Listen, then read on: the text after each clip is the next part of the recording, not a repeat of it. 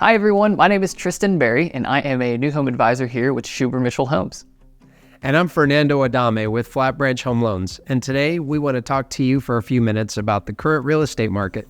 We both speak with buyers every day who are on the fence and concerned about whether or not now is the right time to buy a home. There's a lot of voices speaking to this right now, and one of the most vocal has been Shark Tank star and real estate investor Barbara Corcoran. Here's what she has to say. What I can tell you, it's a good time to buy, because the minute interest rates go down, everybody's waiting for them to go down, even by a point. And when they do, they're going to come rushing back in the market. Prices are going to explode, and you're going to be paying more for the same house. And you can always refinance, remember, when and if interest rates come down.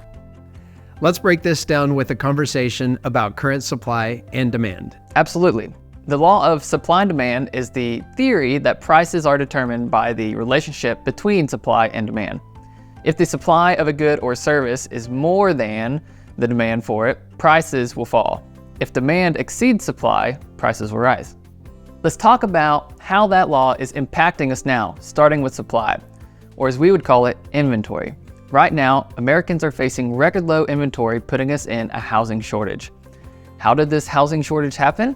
New construction came to a halt after the 2008 housing crisis. In 2007, 1.36 million homes were built, and that number plummeted to just over 500,000 in 2008. It took 7 years for builders to climb back up to the number of homes constructed in 2007, and we are still filling the gaps left by this halt in production. Then the pandemic caused labor and supply chain shortages, making matters even worse. Inventory hit record lows in 2022 with just 1.6 months of inventory. On top of all this, millennials and even Gen Zs are coming of age and entering the market, and there are just not near enough homes to support the need that we have. Thank you, Tristen. Now that we've got a grip on the supply, let's talk about demand. With supply being low, of course, there's a strong demand for homes now, although it's not quite as intense as we've seen in the last few years following the pandemic.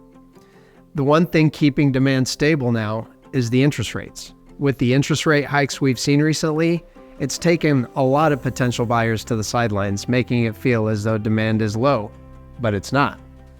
Experts are calling this pent-up demand, and they warn that an explosion of buyers will be entering the market once rates start to drop.